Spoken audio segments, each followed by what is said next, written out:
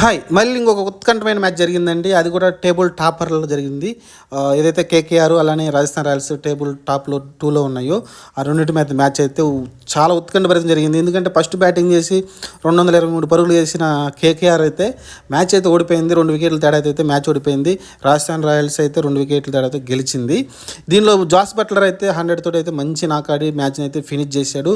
మీరు లాస్ట్ 4, 5 ఓవర్లు చూసుకుంటే వరుసగా అయితే మీకు 15 పరుగులు తక్కువ అయితే టార్గెట్ని అయితే దగ్గర తీసుకుంటూ వచ్చాడు. ఎందుకంటే ఆ టైంలో ప్రతి ఓవర్కి 17 పరుగులు. ఎందుకంటే ఒక పక్కన వికెట్లు పడిపోతూ ఉన్నాయి.